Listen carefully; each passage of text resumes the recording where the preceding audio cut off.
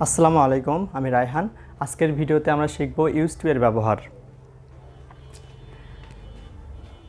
1 number, নিয়মিত কেহ প্রত্যেক দিন একটি কাজ করিত এরূপ বুঝালে subject plus use to plus ভার্বের প্রেজেন্ট ফর্ম হবে। এটি মূলত অতীতের অভ্যাস বোঝায় আর বাংলা ক্রিয়া শেষে ততে তাম তেন এই কথাগুলো উল্লেখ থাকবে।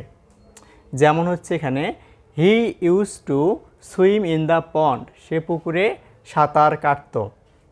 I use to watch English movie, আমি ইংরেজি মুভি দেখতাম। তারপর বি ইউজ টু প্লাস ভার্বের সাথে আইএনজি, কেউ কিছু করতে অভ্যস্ত এরূপ বোঝালে subject plus be use to plus ভার্বের সাথে আইএনজি হবে। আর এখানে বি দ্বারা কী আছে, be am is are was were. যেমন হচ্ছে he is use to swimming in the pond, সে পুকুরে সাঁতার কাটতে অভ্যস্ত। I am use to watching English movies, আমি ইংরেজি মুভি দেখতে অভ্যস্ত। এটা মূলত কি, এটা এখনও আছে, মানে আমি এখনও দেখি, অভ্যস্ত। আর আগেরটা কি ছিল, সেটা হচ্ছে পূর্বে করতো, এখন আর করে না, বাট অনেক আগে অতীতে নিয়মিত এই কাজটা করতো। তারপরে আছে হচ্ছে বি ইউজ টু প্লাস ভার্বের প্রেজেন্ট ফর্ম। সাবজেক্টকে কোনো কাজে ব্যবহার করা হয়, সাবজেক্টকে যখন কোনো কাজে ব্যবহার করা হবে তখন কি হবে, বি ইউজ টু প্লাস ভার্বের প্রেজেন্ট ফর্ম নিতে হবে।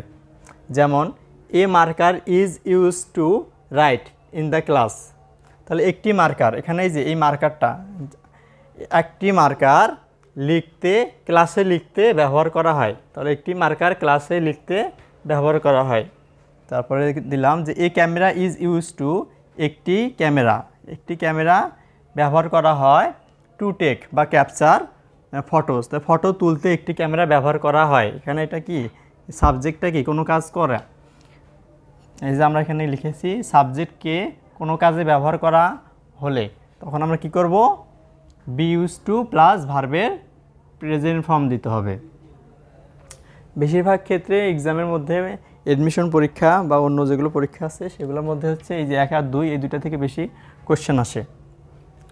তারপরে এ remote control is use to change channel, তাহলে একটি রিমোট কন্ট্রোলার কী কাজে ব্যবহার করা হয়, চ্যানেল পরিবর্তনের কাজে ব্যবহার করা হয়। তারপরে এটা 1 নম্বরের উদাহরণ, সে প্রত্যেক সকালে রাস্তায় হাঁটত, তাহলে কী হবে, এটা আমাদের হি ইউজ টু, মানে এটা অতীতের একটা কী ছিল, অভ্যাস ছিল।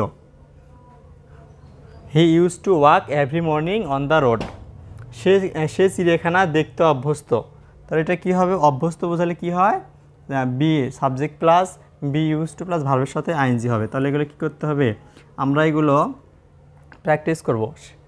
হি is use to visiting zoo, আর হচ্ছে কোনো জায়গায় পরিদর্শন করার অর্থে ভিজিট হয়। এখন আমরা এখানে চেঞ্জ করে করে অ্যাসার্টিভ সেন্টেন্স, ইন্টারোগেটিভ সেন্টেন্স, তারপরে এইভাবে আমরা নেগেটিভ সেন্টেন্স, এইভাবে আমরা বাক্য প্র্যাকটিস করব। সে কী হবে, যে সে পুকুরে সাঁতার কাটতো, he use to swim in the pond, সে পুকুরে সাঁতার কাটতো না, he didn't use to swim in the pond. তো thank you so much for watching this video.